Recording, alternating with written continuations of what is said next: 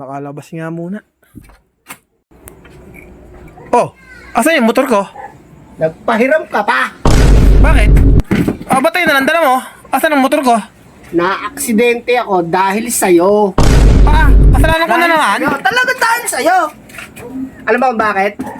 Dahil pinahiram mo yung motor mo nang hina ng preno. O, asan na ngayon yung motor? Wala na! Ba't tayo na lang dala mo? Aksidente ko eh. Dahil sa'yo, dahil pinahiram mo yung motor na mahina preno, hindi ka bumili ng bagong preno. Kasalanan ko na naman? Natural, nagpapahiram ka. Dapat areglado mo ang mga gagawin. Once ka manghihiram ka. Yung motor mo, ando sa impounding area. Sa impounding area, ikaw ang tumubos. Ako pa tutubos? Talagang ikaw. Ang kapal Dahil naman ikaw ang- may-ari nun. Ang kapal naman ang mukha mo, ba't ako tutubos? Talagang ang kapal ang mukha. Lupo ka. Ikaw na lang hiram, ako pa tutubos? Oo, dahil pinahiram mo sa akin yun ha. Ang hina ng preno. Kung hindi ba hina preno yun, ma-aksidente ako. Ang ganda-ganda na sabi mo. Ang ganda-ganda ng pairam ko sa'yo, umuo ako. Oh. Ngayon, nung na-aksidente ka, ako sisisihin mo? Talagang ikaw, dahil ikaw ang owner. Ikaw ang may-ari nun. Tubusin mo yun. Ba't ka tutubusin? Ikaw ang tumubos dahil ikaw may-ari. Binigay ko yung papel o RCR doon. Tsaka na-aksidente ko. Dahil lang hina ng preno ng motor mo, bulok. May papagawa mo yun, bakit dala mo itang butyo tupuan lang? Na-aksidente, yun lang natin eh. Ando sa impounding area eh, binabakbak na eh. Wala siya. Anong gagawin natin ngayon yun? Tutubusin mo.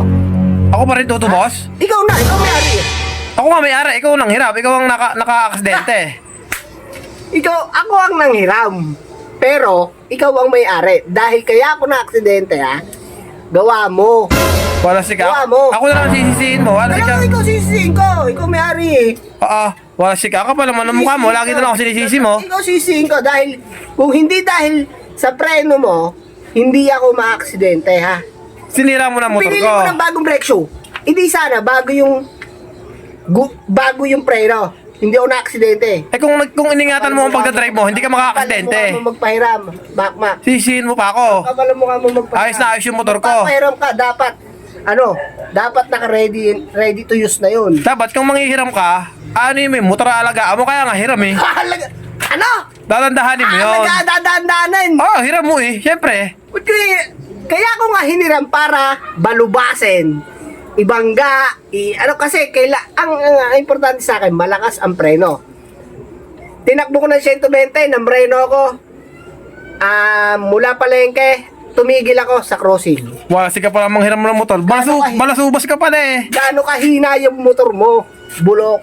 Ayun yung upuan mo. Wala siya kang manghihiram ka. Balasubas siya ah. Babalik Sa susunod, hindi ka na taga makakaulit.